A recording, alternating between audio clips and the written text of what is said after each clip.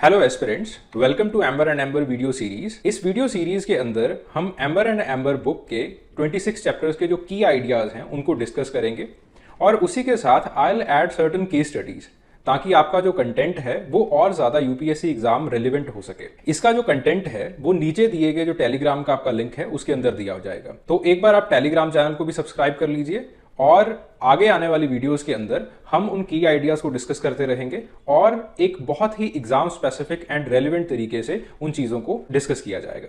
So we have already covered the starting 2 chapters और अब हम जो है वो तीसरे चैप्टर के ऊपर आ चुके हैं, that is basically genetics and evolution. जो हमारा ये चैप्टर है जेनेटिक्स एंड एवोल्यूशन, ये जो बेसिक थ्योरी है एवोल्यूशन की कि किस तरह से एवोल्यूशन की जो थ्योरी है वो प्लेटो से स्टार्ट होती है, एरिस्टोटल तक पहुंचती है, फिर आगे चल के ये लमार्क से होते हुए किस तरह से ये जो है वो डार्विन तक पहुंचती है, फिर उसके बाद मेंडल को रीडिस्कवर किया जाता है, एक्सेट्रा एक्सेट्रा। तो ये पूरा का पूरा चैप्टर जो है वो उन्हीं चीज़ों के साथ डील करने वाला है, ठीक है।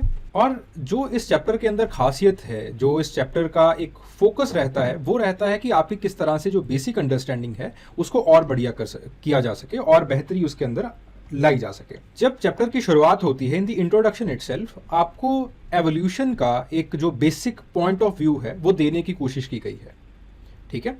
एवोल्यूशन या फिर जो एवोल्यूशनरी टाइम फ्रेम है उसके बारे में इसके अंदर बताया है। इन्होंने कार्ल सेगन का एक मेटाफोरिकल सा एग्जांपल लिया है एम्बर एंड एम्बर के अंदर। तो उन्होंने कहा कि कार्ल सेगन ने एक मेटाफोरिकल कैलेंडर बनाया है ताकि जो आपके पास यूनिवर्स की हिस्ट्री है उसको समझाया जा सके, ठीक है। तो उन्होंने कहा कि अगर 1 जनवरी को बिग बैंग होगा तो 1 मई को जो है वो मिल्की वे का ओरिजिन होता है, 9 सितंबर को आपका सोलर सिस्टम बनना शुरू हो जाता है, 25 सितंबर को लाइफ का ओरिजिन हो जाता है अर्थ में, और 31 दिसंबर को जो ह्यूमन लाइक प्राइमेट्स हैं वो आना शुरू हो जाते हैं। ये कार्ल सेगन का एक बहुत ही मेटाफोरिकल सा कैलेंडर है जिसमें कार्ल सेगन ने बेसिकली किस तरह से जो ब्रह्मांड की उत्पत्ति है उसके टाइम फ्रेम को समझाया है। अब एम्बर एंड एम्बर बेसिकली इस चीज़ को पकड़ते हैं। ये जो है वो 25 सितंबर से लेके 31 दिसंबर तक का जो टाइम पीरियड है उसको पकड़ा जाता है और उसको जो है वो बताते हैं। वो कहते हैं कि आपके पास ह्यूमन बींग्स का एवोल्यूशन कैसे हुआ, इसके आगे की कहानी क्या होगी। तो वो कहते हैं कि तकरीबन आपके पास जो है वो 55 to 65 मिलियन ईयर्स अगो पहला जो प्राइमेट है वो अपीयर हुआ, ठीक है। मायोसिन प्लायोसिन इनकी बात अभी जो है वो आप छोड़ दीजिए, ओके। तो आगे चल के जब हम प्राइमेटोलॉजी पढ़ेंगे तो प्राइमेटोलॉजी के अंदर इसकी चर्चा खूब की जाएगी, ठीक है। फिलहाल इस चीज को आप छोड़ दीजिए। तो तकरीबन आपके पास 55 to 65 मिलियन ईयर्स अगो पहला ह्यूमन लाइक प्राइमेट जो है वो उत्पन्न होता है। फिर उसके बाद 35 मिलियन ईयर्स अगो आपके पास पहला मंकी और पहले जो एप लाइक क्रिएचर्स हैं वो उत्पन्न होते हैं। फिर 15 मिलियन ईयर्स अगो जो आपके पास ह्यूमंस के क्लोज इंसेस्टर्स हैं जैसे कुछ ड्रायोपेथिकस वगैरह हो गए, उनका कॉम्प्लेक्स जो है वो बनना शुरू हो जाता है, ठीक है। बन जाता है, ये मैं क्लेम नहीं कर रहा हूं, बनना शुरू हो जाता है, ठीक है। 4 मिलियन ईयर्स अगो पहला जो आपके पास ह्यूमन लाइक एंसेस्टर है जो बाइपेडल होगा वो इमर्ज हो जाता है। देन उसके बाद 1 लाख साल पहले तकरीबन एनाटॉमिकली मॉडर्न होमोसेपियंस हम लोग जो है वो उत्पन्न हो गए, ठीक है। सो this is the basic chart जो कि एम्बर एंड एम्बर के अंदर आपको दिखाई देता है किस तरह से क्या टाइमलाइन है आपकी प्राइमेट से ह्यूमन तक के एवोल्यूशन तक की, ठीक है। सो एम्बर एंड एम्बर इस चीज को वो प्रिपेयर करते हैं, ठीक है। तो ये तो है कि किस तरह से बेसिक जो ह्यूमनाइजेशन प्रोसीजर है वो बना है, वो उत्पन्न हुआ है, उसका ओरिजिन हुआ है, उसका डेवलपमेंट हुआ है, ठीक है। अब हम आते हैं किस तरह से ये जो एवोल्यूशन का आइडिया है वो इवॉल्व हुआ है, ठीक है। जो एंशियंट आइडिया है एवोल्यूशन का, इट स्टार्टेड इटसेल्फ फ्रॉम प्लेटो से एरिस्टोटल तक पहुंचा, तकरीबन आपके पास जो है वो 4th सेंचुरी बीसी तक। तो बेसिकली जो माना जाता था वो ये माना जाता था that there is continuum of creatures, ठीक है, कि पहले आपके पास इम्परफेक्ट क्रिएचर्स बनती हैं, फिर धीरे धीरे उन क्रिएशंस के अंदर, उन क्रिएचर्स के अंदर परफेक्शन आना शुरू हो जाता है। That there is this continuum, एक कंटिन्यूअस प्रोसेस है ऑफ एवोल्यूशन, ठीक है। तब एवोल्यूशन शब्द जो है वो यूज नहीं किया गया, लेकिन एक जो एवोल्यूशन का आइडिया है वो शुरू हो गया था। फिर उसके बाद जो है वो आपके पास लेटर ग्रीक फिलोसोफर्स आए, उन्होंने जो है वो कहा कि जो क्रिएटर है उसने पहले जिंदगी दी, फिर उसके बाद धीरे धीरे धीरे धीरे धीरे धीरे आपके पास जो क्रिएशंस हैं वो इवॉल्व होनी शुरू हो गई, यानी कि वो चेंज होनी शुरू हो गई। फिर उसके बाद जो है वो मैक्रोबियस का idea, the chain of being, ये काफ़ी 18वीं शताब्दी तक, 18th सेंचुरी तक ये चर्चित विषय जो है वो बना रहता है। चेन ऑफ बीइंग आइडिया है क्या, इस चीज़ को हम देखते हैं। चेन ऑफ बीइंग बेसिकली ये कहता है, this belief held that no species could become extinct, कि खात्मा किसी चीज़ का नहीं होता। इस दुनिया के ऊपर जो चीज़ क्रिएटर ने क्रिएशन की तरह बना दी उसका खात्मा नहीं होगा। जैसे सनातन है, सनातन का मतलब क्या है कि जो ना खत्म होने वाला है, जिसका अंत नहीं है। तो जो मैक्रोबियस का आइडिया है, द चेन ऑफ बीइंग, वो आइडिया भी कुछ इसी तरह का है। वो आइडिया भी आपको यही कहता है कि आपके पास कोई भी ऐसी स्पीसीज नहीं है जो कि एक्सटिंक्ट होगी, जिसका खात्मा होगा। रादर जो उसके असेंशियल है, जो उसका क्रक्स है, जो उसका असेंस है, वो इस दुनिया के ऊपर, इस जहान के ऊपर मुकम्मल रहेगा। ठीक है। So the idea of extension, it was seen as the challenge to the faith in God, कि कोई चीज खत्म हो गई।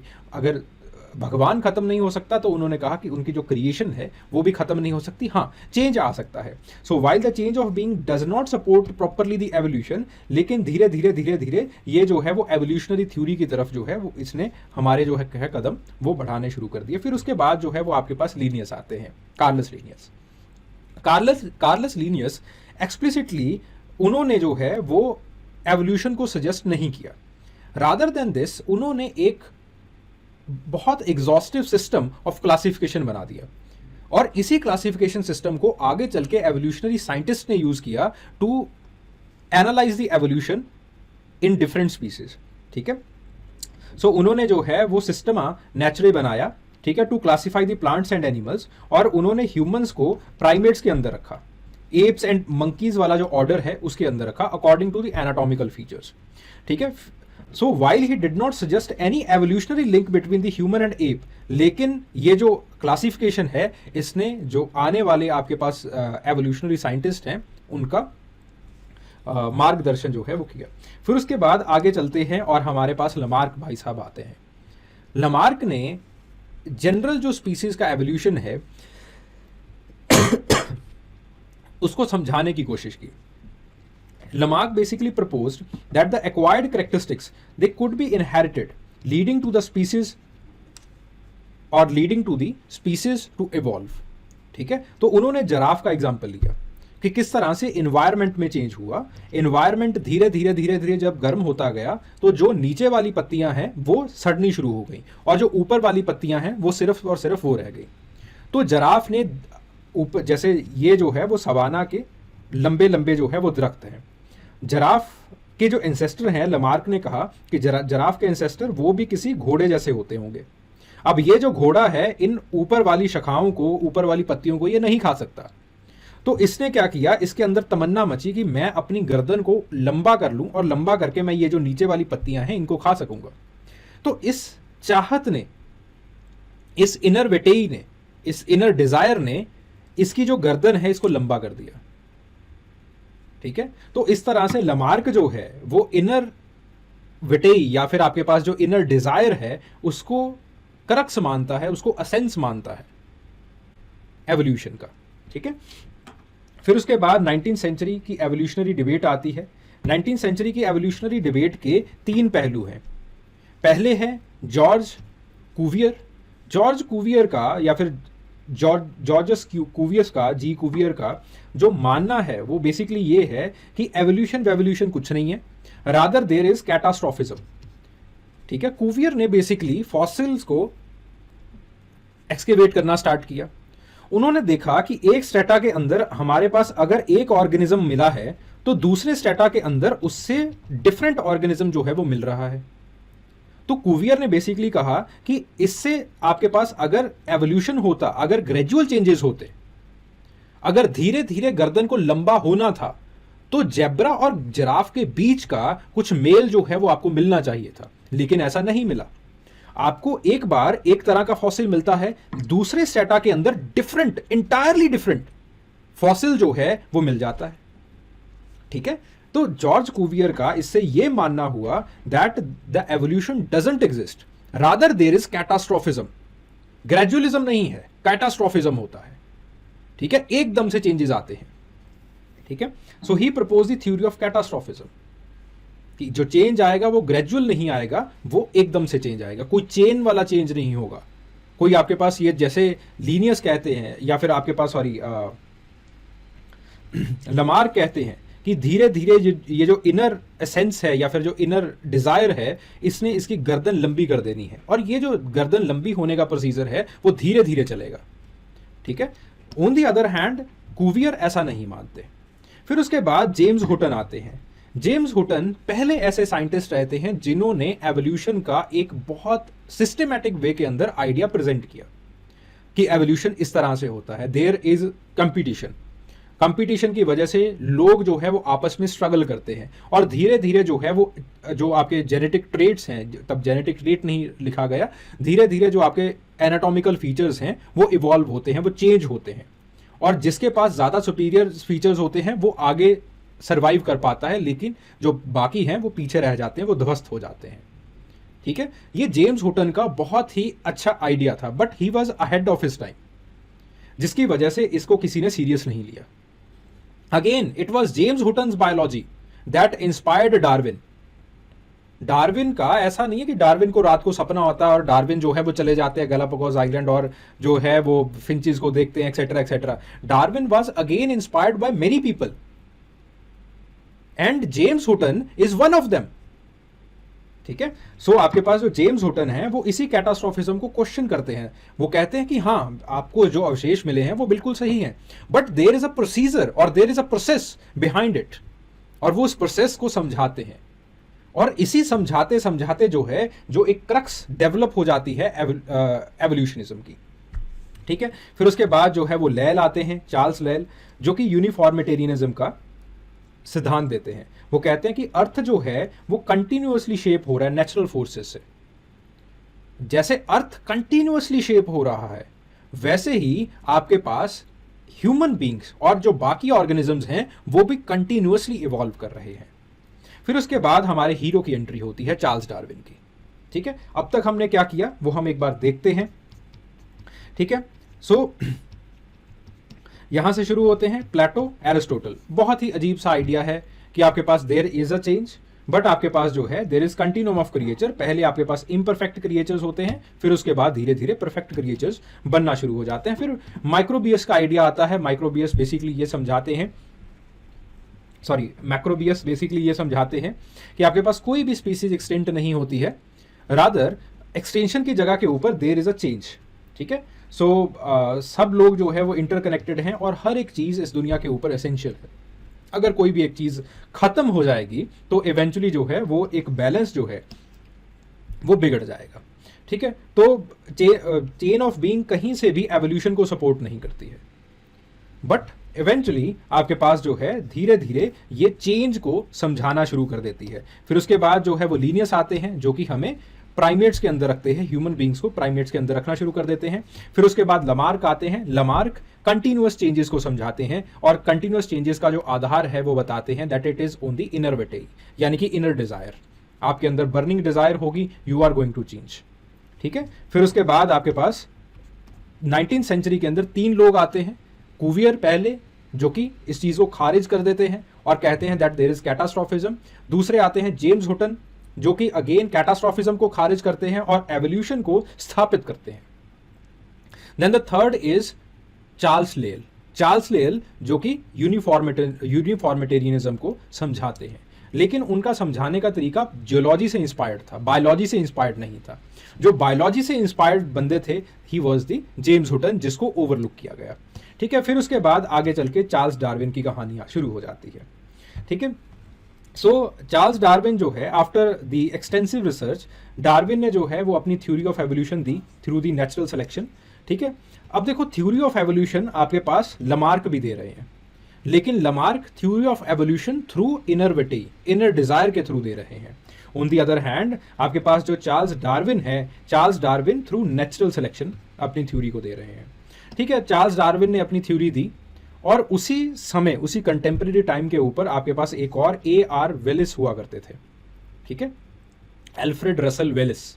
एल्फ्रेड रसल वेलिस ने भी अपनी रिसर्च की और सिमिलर कंक्लूजन्स जो है वो उन्होंने भी ड्रॉ किए, ठीक है। तो आपके पास 1858 के अंदर डार्विन और वेलिस, उन्होंने अपनी थ्योरी जो है वो लीनियल सोसाइटी ऑफ लंदन को जो है वो प्रेजेंट की। डार्विन की ये किताब छपी, द ओरिजिन ऑफ स्पीसीज, और उन्होंने जो है वो अगेन बुक बहुत ज़्यादा जो है वो कंट्रोवर्शियल रही, ठीक है। तो उसके अंदर argued against the immutability of the species, sparking the significant controversy. फिर उसके बाद जो है वो डिसेंट ऑफ मैन 1971 के अंदर आती है, जिसके अंदर डार्विन जो है वो एवोल्यूशनरी लिंक बताते हैं between the human and the non human primates, ठीक है। तो ये जो दो किताबें हैं, ये दो किताबें डार्विन की बहुत इंपॉर्टेंट हैं। Origin of species by natural selection, जिसके अंदर वो अपना नेचुरल सिलेक्शन का सिद्धांत पेश करते हैं। दूसरी जो चीज़ है, दूसरी जो अहम किताब है, इंपॉर्टेंट बुक है, that is the Descent of Man, जिसके अंदर ही basically gives the linkage between human and non human primates, ठीक है। ये आपके ये वाली जो किताब है, this is very important in the language chapter, ठीक है, क्योंकि लैंग्वेज चैप्टर के अंदर डार्विन बेसिकली ये समझाते हैं कि किस तरह से हमारी जो ज़ुबान है और जो नॉन ह्यूमन प्राइमेट्स की ज़ुबान है वो भी एक जैसी है, किस तरह से वो कल्चर जो है वो इवॉल्व कर रही है, एक्सेट्रा एक्सेट्रा, ठीक है। तो ये जो दो किताबें हैं, दे आर वेरी इंपॉर्टेंट, दोनों ही अपने समय की highly highly highly highly controversial किताबें रही हैं। तो वही चीज़ें जो है वो मैंने पब्लिक रिएक्शन के अंदर लिखी हैं। तो डार्विन की जब ये किताब आई कि और उन्होंने कहा कि जो प्राइमेट्स हैं और हम लोग हैं, हमारे कॉमन इंसेस्टर हुआ करते थे, एक्सेट्रा एक्सेट्रा एक्सेट्रा, तो लोगों ने बेसिकली उनको, डार्विन को जो है वो मॉक करना स्टार्ट कर दिया, ठीक है। एक जो बिशप विल्बर फोर्स ने जो है वो डिबेट हुई थी और थॉमस हक्सले के बीच में जो है वो डिबेट हुई थी, 1860 की बात है। तो उसके अंदर उन्होंने मॉक किया था, ठीक है, जो एवोल्यूशनरी साइंटिस्ट थे उस टाइम के ऊपर, जो कि थॉमस हक्सले भी एक थे, कि किस तरह से जो है, अच्छा तो आपके पूर्वज जो है वो बंदर थे, इस तरह से जो है वो लोगों ने मॉक करना स्टार्ट कर दिया था एवोल्यूशनरी साइंटिस्ट को।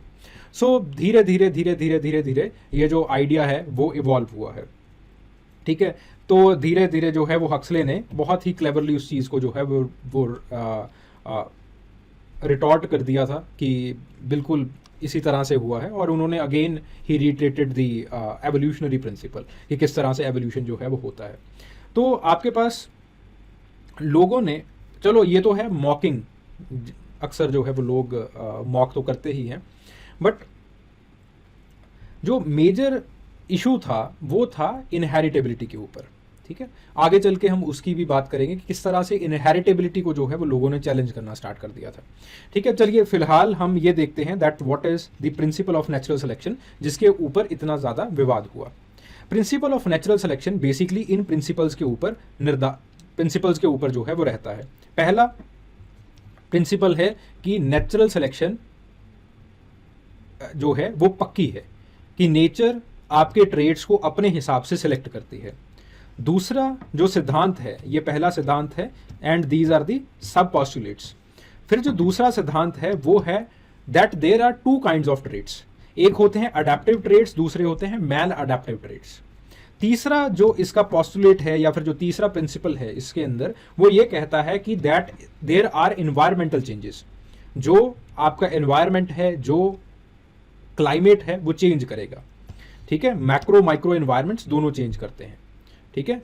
तो फिर उसके बाद जो है वो आपके पास ट्रेड्स अलग अलग तरह के होते हैं, वो समझाते हैं आगे चल के। सो बेसिकली ये तीन प्रिंसिपल्स हैं, इन्हीं तीनों प्रिंसिपल्स को हम जो है वो पढ़ते हैं। अब पहला प्रिंसिपल नेचुरल सिलेक्शन का।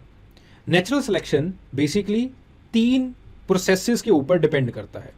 पहला, डार्विन कहते हैं दैट देयर आर वेरिएशंस। अगर किसी भी दुनिया की किसी भी स्पीसीज को पकड़ लोगे, उसके अंदर वेरिएशंस होंगे। उसको अगर आप बहुत बारीकी से देखोगे, अगर आप किसी एक फ्लावरिंग प्लांट को भी पकड़ लेते हो, एक पर्टिकुलर स्पीसीज के प्लांट को पकड़ लेते हो, उसके अंदर भी अलग अलग वेरिएशंस प्लांट के अंदर भी मिल जाएंगी। सिमिलरली किसी भी एक पक्षी की स्पीसीज को पकड़ लेते हो, उसके अंदर भी आपको वेरिएशंस मिल जाएंगी, ठीक है। So every species has variety of individuals. कुछ अपने एनवायरमेंट से बेटर अडेप्ट होते हैं then the other environments. Then उसके बाद जो दूसरी चीज है दैट इज हेरिटेबिलिटी। हेरिटेबिलिटी क्या कहती है कि ये जो आपके पास ट्रेट्स हैं, अगर आपके पेरेंट्स के कुछ ट्रेट्स हैं, वही ट्रेट्स जो है वो नीचे इनहेरिट होंगे और वही ट्रेट्स जो है वो नीचे चलेंगे। ठीक है, तो आपके पास ट्रेट्स जो है वो इनहेरिट होते हैं from the parents to offspring. ये कैसे होते हैं वो इन्होंने नहीं समझाया। ठीक है, फिर उसके बाद डिफरेंशियल रिप्रोडक्टिव सक्सेस। हर एक ट्रेट की अपनी रिप्रोडक्टिव सक्सेस होती है और रिप्रोडक्टिव सक्सेस का मतलब है कि अपना अडेप्टेशन होता है अकॉर्डिंग टू द एनवायरनमेंट। ठीक है, सो बेटर अडेप्टेड इंडिविजुअल्स, जिनके पास बेटर अडेप्टेड ट्रेट्स होते हैं, वो ज्यादा ऑफस्प्रिंग प्रोड्यूस कर पाते हैं। तो हमें मैक्रो लेवल के ऊपर यह दिखाई देता है कि उनकी पॉपुलेशन बढ़ गई।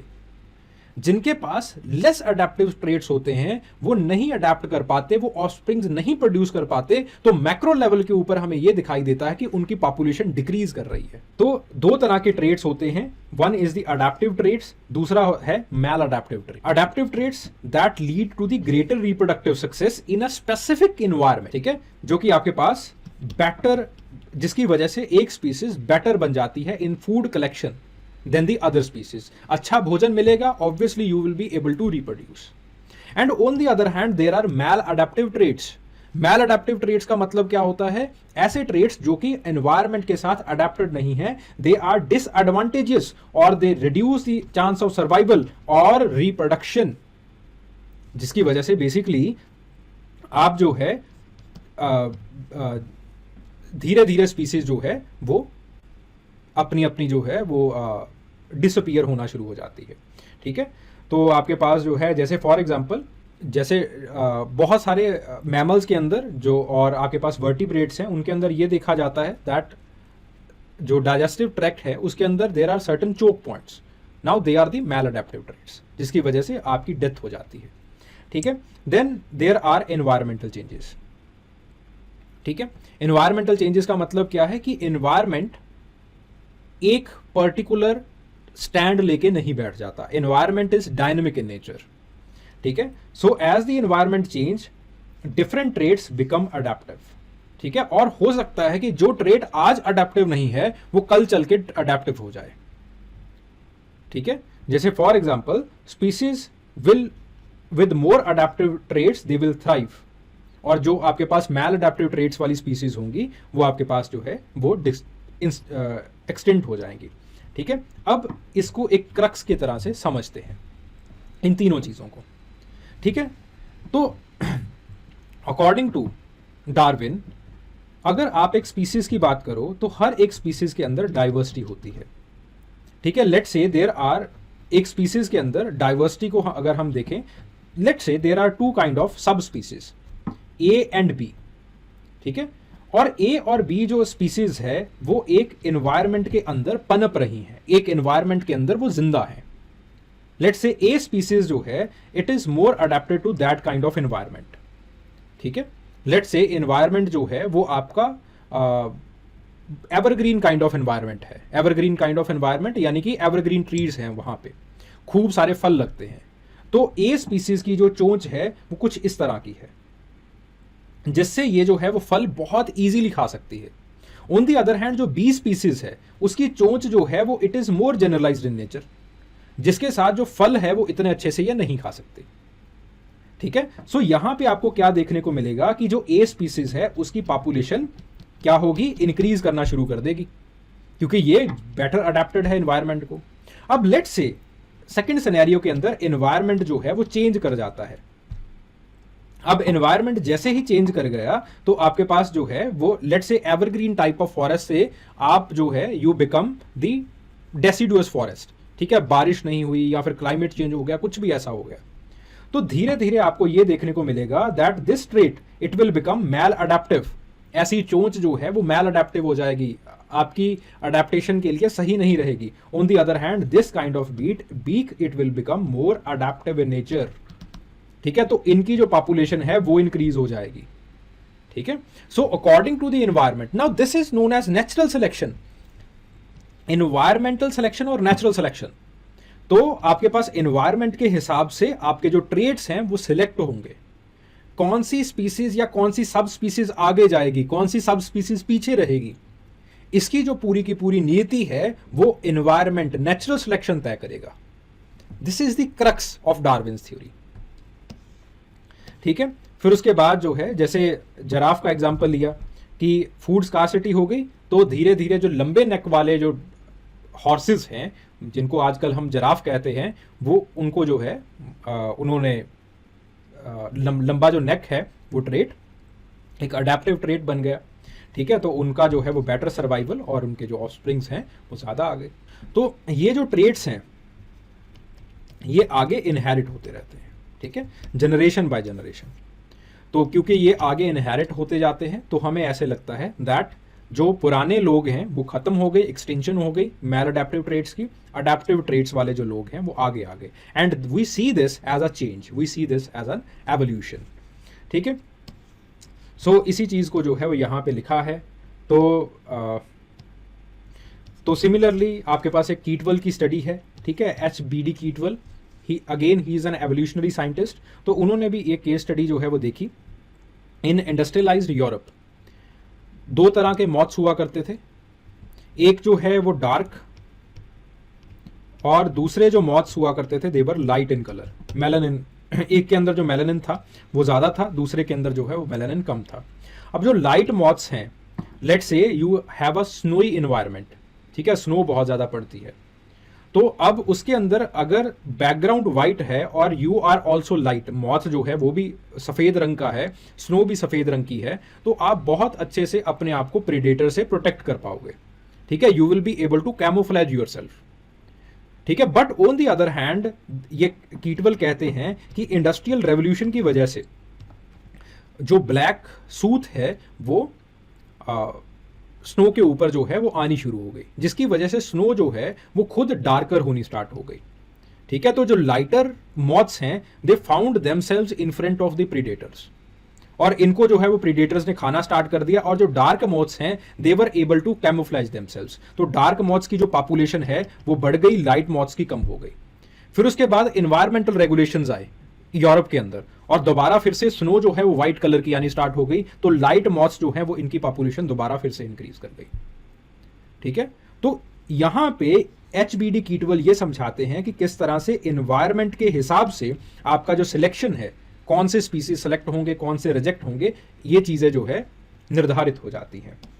ठीक है, तो बेसिकली 3 तरह के सिलेक्शंस हमें दिखाई देते हैं जो कि जेनेटिक पॉलीमॉर्फिज्म को उत्पन्न करते हैं। जेनेटिक पॉलीमॉर्फिज्म का मतलब है वेरिएशन। ठीक है, तो 3 तरह के जो है वो नेचुरल सिलेक्शन जो है आपको देखने को मिलते हैं। पहला है डायरेक्शनल जो अभी अभी आपने देखा, दूसरा है नॉर्मलाइजेशन, तीसरा है बैलेंसिंग। एक एक करके मैं तीनों को समझा देता हूं। पहला है डायरेक्शनल के अंदर क्या होता है कि एनवायरमेंट किसी एक ट्रेट को जो है वो फेवर करता है एक डायरेक्शन में। जैसे फॉर एग्जांपल ये कीटवल का एग्जांपल हमने लिया, अगर स्नो व्हाइट है तो लाइट मोथ्स जो हैं वो ज्यादा होंगे, अगर स्नो डार्कर है तो डार्कर मोथ्स जो है वो ज्यादा होंगे। Environment is favouring one of the traits, एक ही तरह के मोथ को, एक ही तरह के जो मोथ के ट्रेट को एनवायरमेंट फेवर कर रहा है। ठीक है, this is known as directional selection ज्यादा देर तक मुकम्मल नहीं रहती, ज्यादा देर तक ये रह ही नहीं सकती। ठीक है, कब तक आप जो है वो इंटायरली ब्लैक कलर का जो सूटेड स्नो है वो प्रोड्यूस करते रहेंगे। Ultimately you have to normalize.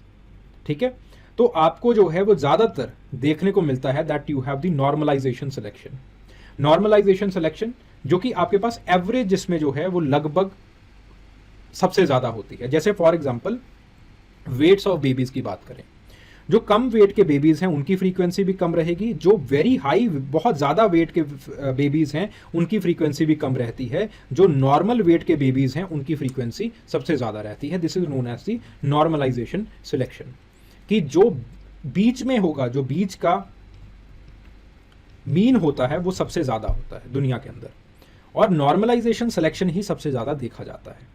ठीक है, सो क्योंकि दोनों जो हैं वेरी हाई वेट वो भी डिसएडवांटेजेस है, वेरी लो वेट वो भी डिसएडवांटेजेस है। And then there is balancing selection का मतलब होता है a varied combination of gene is favoured even if the similar combination is not. जैसे फॉर एग्जांपल बैलेंसिंग सिलेक्शन का एक जो एग्जांपल है that is sickle cell anaemia. In African countries, there are two kinds of variations of the hemoglobin. Hemoglobin normal and hemoglobin sickle cell. Sickle cell में ज़्यादातर क्या होता है कि आपके पास जो RBCs हैं, रेड ब्लड सेल्स हैं, उनका लाइफ पीरियड कम हो जाता है. ठीक है.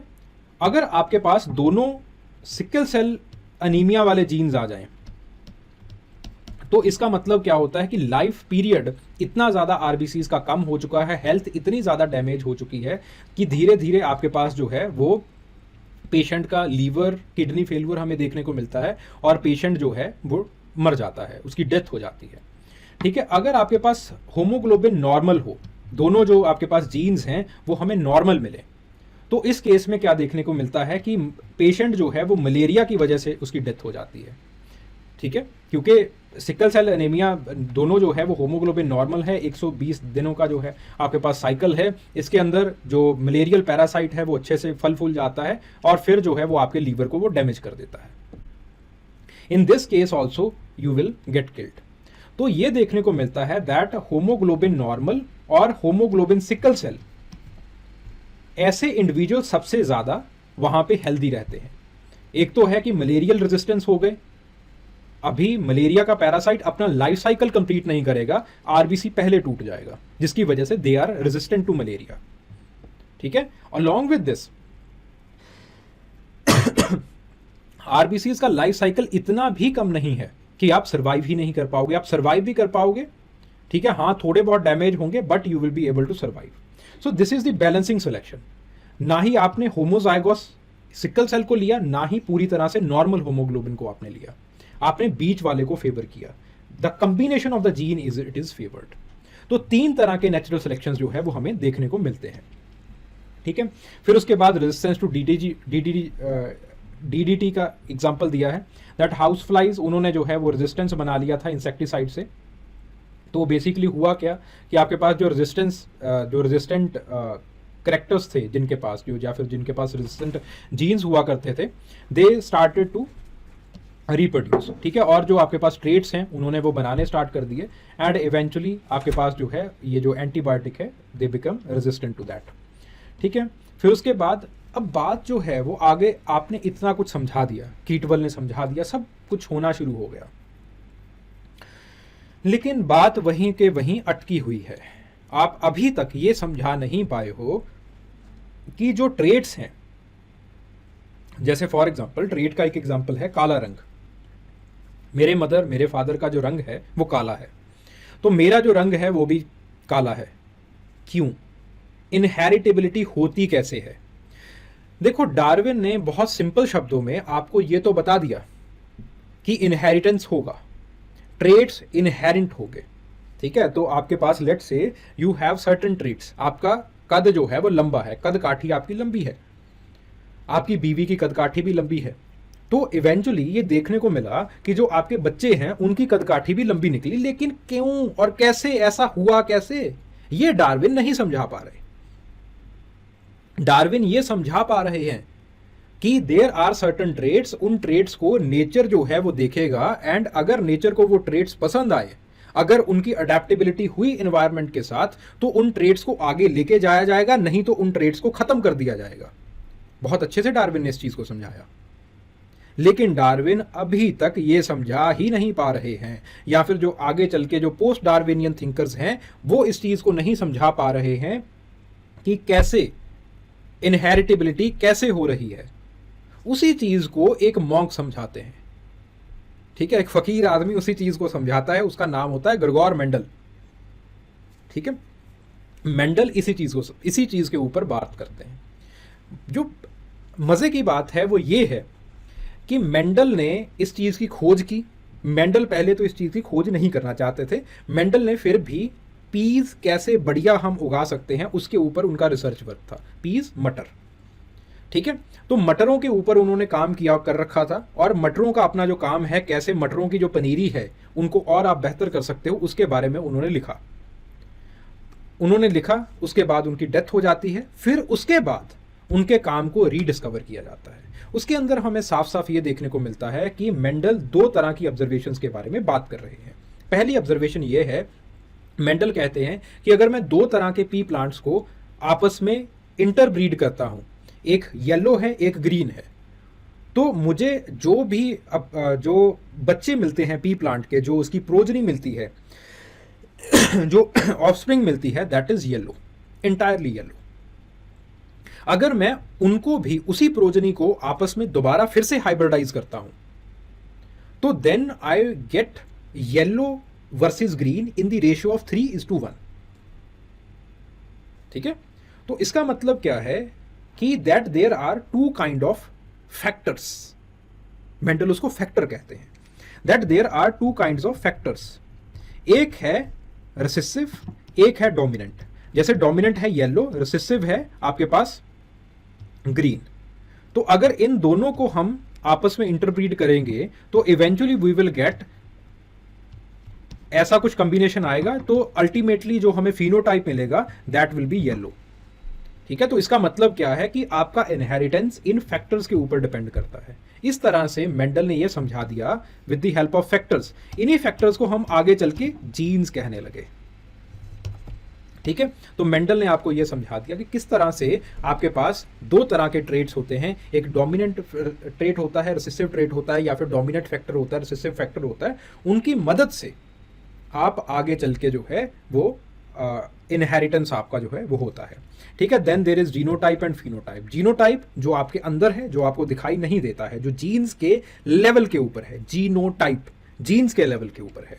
एक है फिनोटाइप। फिनोटाइप का मतलब होता है जो चीज आपको दिखाई दे रही है। जैसे जीनोटाइप के अंदर you have the yellow and green, दोनों तरह के जीन्स हैं, but because yellow is dominant you will get yellow only in the phenotype. ठीक है, देन उसके बाद दो चीजें और आती हैं, जीन्स एंड अलिल्स। ठीक है, दो चीजें हैं, जीन्स एंड अलिल। अलिल का मतलब होता है वेरिएशन ऑफ दैट जीन। जैसे फॉर एग्जांपल, जीन, आपके पास एक जीन है जो कि बालों का रंग बना रही है, जो कि आपका हेयर कलर बना रही है। ठीक है, ये जीन का काम है, जीन एक करता है। जीन आपको प्रोटीन बना के देगी, वो प्रोटीन आपके फिनोटाइप्स बनाएंगे, वो आपकी दिखावट बनाएंगे।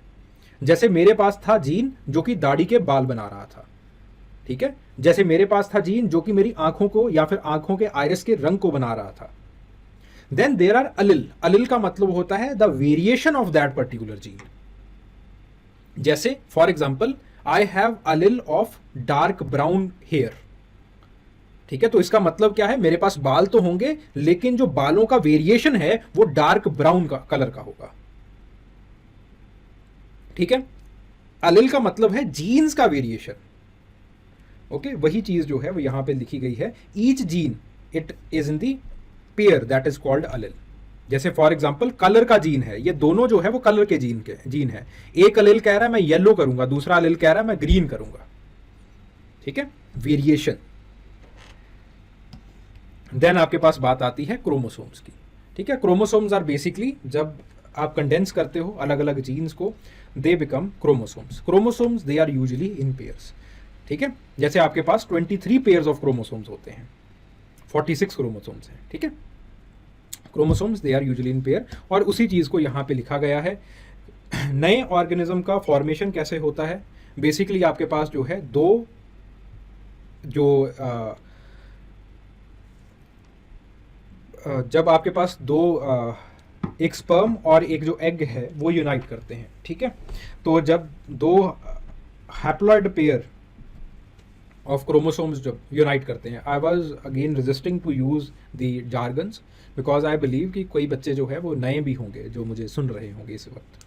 ठीक है, तो जब नया ऑर्गेनिज्म फॉर्म होता है तो बेसिकली 23 क्रोमोसोम्स जो है वो मदर से आते हैं और 23 क्रोमोसोम्स जो है वो फादर से आते हैं, and eventually you have the new baby that is taking birth. ठीक है, तो बेसिकली होता क्या है, that there are two kinds of cell division. एक होता है मायोसिस, दूसरा होता है माइटोसिस। ठीक है, जो हमारे लिए इंपॉर्टेंट रहता है यहाँ पे, दैट इज मायोसिस। मायोसिस के अंदर क्या है कि गैमीट्स बनते हैं। ठीक है, so meiosis ensure that each reproductive cell contains half the number of chromosomes. ठीक है, तो जैसे फॉर एग्जांपल आपके अंदर स्पर्म या फिर आपके अंदर oocyte एग बनेगा, तो तो उसके अंदर क्या होता है that you have the 46 chromosomes आपके शरीर के अंदर। तो मायोटिक डिवीजन के अंदर बेसिकली ये 46 क्रोमोसोम्स 23 क्रोमोसोम्स के अंदर बदल जाते हैं, ठीक है। तो आपके पास फिर उसके बाद ये लेट से फादर साइड से आए और 23 ही जो है वो मदर साइड से आते हैं, ठीक है। देन आपके पास दोनों का जो है वो फ्यूजन हो जाता है, ठीक है, and eventually you have fertilization, ठीक है। अगेन ये बहुत लंबा चौड़ा प्रोसीजर रहता है। अपने जो है वो मायोटिक डिवीजन के अंदर अपने स्टेप्स होते हैं, मायोसिस के अंदर अपने स्टेप्स होते हैं, किस तरह से ये डिवीजन होता है, ये सारी चीज़ें हम आगे चल के देखेंगे, सेल के चैप्टर के अंदर देखेंगे, ठीक है।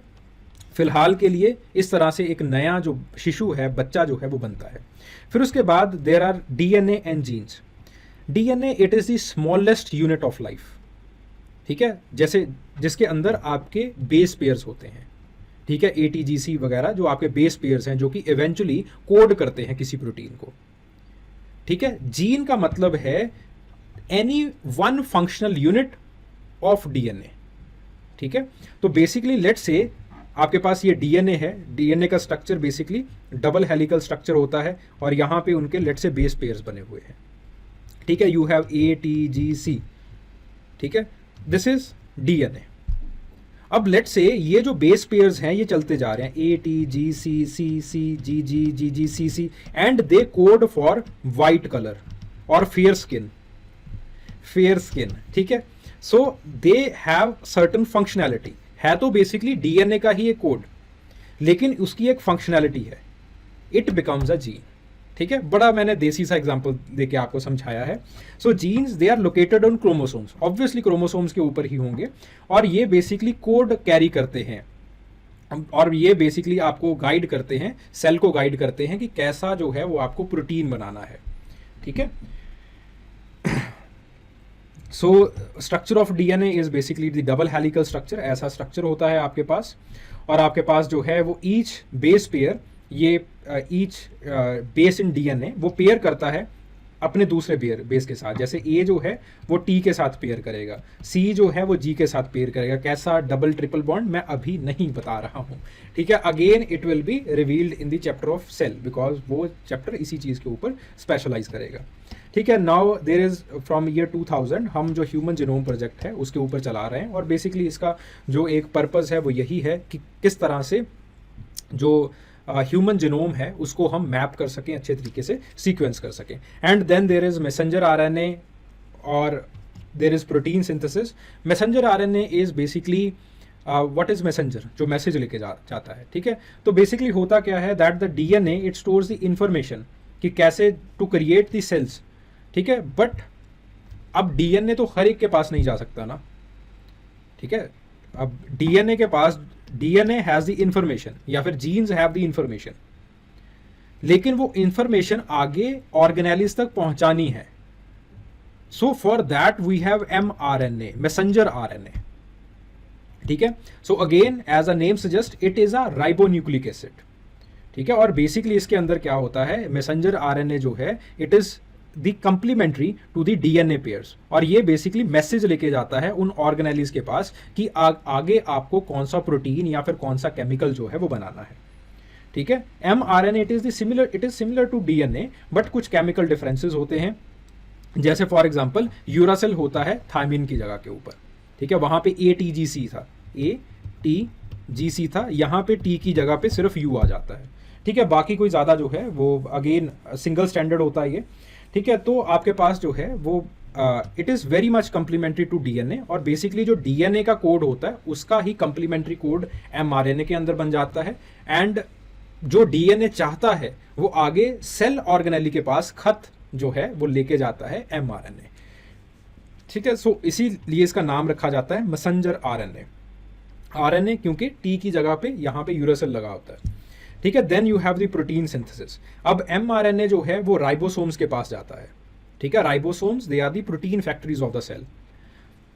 वो राइबोसोम्स mRNA से जो मैसेज आता है उस चीज़ को वो रीड करता है, वहाँ पे उस चीज़ को रीड करके फिर उसका ही जैसा वो प्रोटीन चाहते हैं वैसा प्रोटीन जो है राइबोसोम फैक्ट्रीज जो है वो बनाती हैं, ठीक है। तो फिलहाल इस चीज़ को मैं छोड़ रहा हूँ यहीं पे, that who owns your DNA, basically एक एथिकल डिबेट है, आगे चल के जब चैप्टर ख़त्म हो जाएगा तो देन दोबारा इसके ऊपर हम आते हैं और इस चीज़ को हम दोबारा फिर से कवर करेंगे। इस चैप्टर को मैं यहीं पे अरेस्ट करूँगा, ठीक है। द रीज़न बीइंग, क्योंकि आने वाली जो डिबेट है, जो आगे चल के हम इस डिबेट के ऊपर आएंगे, that what are the sources of your variability, ठीक है, ये डिबेट काफ़ी कम्प्लेक्स होने वाली है, काफ़ी लंबी होने वाली है। और सामने मेरे एक क्लॉक रखा गया है और इसकी वजह से मैं इसको टाइम अप करूँगा, क्योंकि ऑलमोस्ट 45 मिनट हो चुके हैं, 45 मिनट से भी ज़्यादा हो गए होंगे। तो फिलहाल के लिए हम इसी चीज़ को रिकैप करते हैं। स्टार्टिंग में वी हैव सीन कि आपके पास इस तरह से एवोल्यूशन हुआ है। 55 to 65 मिलियन ईयर्स अगो पहले प्राइमेट आए, फिर 35 मिलियन साल पहले मंकी आते हैं, एप्स आते हैं। 15 मिलियन ईयर्स अगो आपके पास ह्यूमन मंकी इंसेस्टर या फिर ह्यूमन एप इंसेस्टर जो है वो बनते हैं। 4 मिलियन ईयर अगो पहले बाइपेडल इंसेस्टर बनते हैं। फिर उसके बाद 1 लाख, अब ये डेट को हम थोड़ा सा और पीछे ले गए हैं, हमने मानना शुरू कर दिया है कि तकरीबन 1.5 to 2 लाख ईयर्स अगो जो एनाटॉमिकली मॉडर्न होमोसेपियंस हैं वो बन गए होंगे, ठीक है। फिर उसके बाद हम एवोल्यूशनरी थ्योरी के ऊपर आते हैं। एंशिएंट थ्योरी कोई मतलब नहीं है इसका। फिर उसके बाद चेन ऑफ बीइंग थ्योरी आती है। जो असली थ्योरी बननी शुरू होती है वो थ्योरी बननी शुरू होती है लमार्क से। लमार्क जो कि कहते हैं कि हाँ एवोल्यूशन होता है, लेकिन एवोल्यूशन का जो बेस है वो इनर डिजायर को वो बताते हैं, इनर विटेई, ठीक है। फिर उसके बाद कुवियर आते हैं, एवोल्यूशन को ख़त्म करते हैं, एवोल्यूशन को मना कर देते हैं। हुटन आते हैं, चीज़ों को समझाते हैं, अच्छा बायोलॉजिकल बेसिस समझाते हैं, but he is ahead of his time, तो हुटन को भगा दिया जाता है। फिर उसके बाद चार्ल्स लियल आते हैं, एक जियोलॉजिस्ट हैं जो कि अगेन यूनिफॉर्मिटेरियनिज्म के क्लॉज को आगे रखते हैं। और जेम्स हुटन और चार्ल्स लिनियस दोनों जो हैं वो चार्ल्स डार्विन को एक मार्गदर्शन जो है वो देते हैं। चार्ल्स डार्विन और रसल वेलिस दोनों फिर आगे चल के एवोल्यूशन की थ्योरी समझाते हैं। एवोल्यूशन की थ्योरी जो कि नेचुरल सिलेक्शन के प्रिंसिपल के ऊपर बेस्ड ये थ्योरी कहती है कि दुनिया के अंदर डाइवर्सिटी है, लेकिन उसी के साथ दुनिया के अंदर एनवायरनमेंट है, और एनवायरनमेंट उसी को अलाउ करता है रिप्रोड्यूस करने के लिए जिसके पास अडेप्टिव ट्रेट्स होते हैं, एडवांटेजियस ट्रेट्स होते हैं। On the basis of those advantageous traits आप अच्छे से भोजन ग्रहण कर सकते हो और अपना रिप्रोडक्शन जो है वो अच्छे से कर सकते हो। अब you can reproduce properly, you can eat properly, hence your population will grow. और देखने वाले को ऐसा लगेगा कि आपके पास जो ये स्पीसीज है वो कुछ ऐसी ही दिखती है, but there are sub species also जो कि अगेन बहुत कम पॉपुलेशन के अंदर जी रही हो, ठीक है। Then environment will change. जब एनवायरमेंट चेंज हो जाएगा then again another advantageous species, उसकी पॉपुलेशन इंक्रीज हो जाएगी। इसकी वजह से we see that there is evolution. एक एवोल्यूशन जैसी चीज जो है वो हमें दिखाई देती है। अब ये चेंजेस क्यों आ रही हैं, एनवायरनमेंट कैसे इन चेंजेस को इंड्यूस कर रहा है, या फिर एनवायरनमेंट के ना चाहते हुए कुछ ऐसी चेंजेस आ रही हैं, उसकी बात जो है वो हम अगले चैप्टर के अंदर करेंगे। जो आपका अगला ये सेशन आएगा उसमें उसकी बात होगी। एंड देन एक और जो चीज वो बताते हैं दैट इज हेरिटेबिलिटी। आपने कोई ट्रेट बना लिया तो आपके बच्चे के पास भी वैसा ट्रेट जाएगा, हेरिटेबिलिटी होगी, ठीक है। सो this is basically the principle of natural selection and evolution, Darwin के प्रिंसिपल का। तो डार्विन से आगे चल के पोस्ट डार्विनियन थिंकर्स बनते हैं, ठीक है। पोस्ट डार्विनियन थिंकर्स बेसिकली जैसे आपके पास कीटवल हो गए, वो डार्विन की थ्योरी को और ज़्यादा निखारते हैं। इन्हीं पोस्ट डार्विनियन थिंकर के अंदर हक्सले भी आते हैं। हक्सले और आपके पास बेटिसन आते हैं जो कि अगेन इसी जो डार्विन की शैली है, जो डार्विन की परंपरा चल रही होती है, उसके अंदर मेंडल को इंट्रोड्यूस करते हैं, ठीक है। तो आपके पास मेंडल के एक्सपेरिमेंट्स आते हैं, तो मेंडल भाई साहब आ जाते हैं और मेंडल भाई साहब ये बताते हैं कि इनहेरिटेबिलिटी किस तरह से होती है, किस तरह से आप जो ट्रेट्स हैं उनको इनहेरिट करते हो, ठीक है। तो वो बताते हैं that there is some factors हैं कुछ। आगे चल के जो बायोलॉजिस्ट हैं उन्हीं फैक्टर्स को कहते हैं दैट देयर आर जीन्स होते हैं, जीन्स के वेरिएशंस होते हैं जिनको अलिल्स कहते हैं, ठीक है। फिर ये जो चीज़ें हैं कंडेंस होके आपके अंदर क्रोमोसोम्स के फॉर्म में रहती हैं। आपके अंदर 23 पेयर ऑफ क्रोमोसोम्स हैं, 23 फादर से 23 मदर से, ठीक है। और इन क्रोमोसोम्स के अंदर होते हैं जीन्स, जीन्स के अंदर होता है DNA, DNA is basically the sequence of the base pair, इन्हीं बेस पेयर के सीक्वेंस से एमआरएनए बनता है और प्रोटीन सिंथेसिस होता है, और यही प्रोटीन्स बताते हैं कि आप कैसे दिखोगे। तो इस तरह से हमें समझ में आ जाता है that how the inheritance is there, ठीक है, कि जीन्स जो हैं वो आप इनहेरिट कर रहे हो थ्रू क्रोमोसोम्स, ठीक है, और यही जीन्स बेसिकली, यही जीन्स के अंदर डीएनए है जो कि एमआरएनए बना रहा है, एमआरएनए जो कि राइबोसोम्स को ये बता रहा है कि कैसे प्रोटीन्स बनाने हैं, और वो प्रोटीन्स आपको बना रहे हैं। हेंस आपके जो ट्रेट्स हैं वो इनहेरिट हो जाते हैं। अगर आपके मदर का, फादर का, दोनों का ब्लैक रंग है, काला रंग है, एनवायरमेंट इज ऑल्सो हॉट, तो आपका भी रंग काला होने वाला है, ठीक है, बिकॉज देर इज इनहेरिटेबिलिटी। वो जीन्स जो हैं that are well adapted to the environment, वो आप इनहेरिट करोगे, ठीक है। Eventually you will have dark skin. अब तक हम इतना कर चुके हैं। अगला जो चैप्टर जो विस्तृत रहेगा, जो चैप्टर जिसका ऑब्जेक्टिव रहेगा, वो यही रहेगा कि मैं उसके अंदर ये समझाऊंगा कि ये वेरिएशंस आखिरकार किस तरह से बन रही हैं, वेरिएबिलिटी किस तरह से बन रही है। I hope you learn something from this chapter और this lecture. Thank you very much.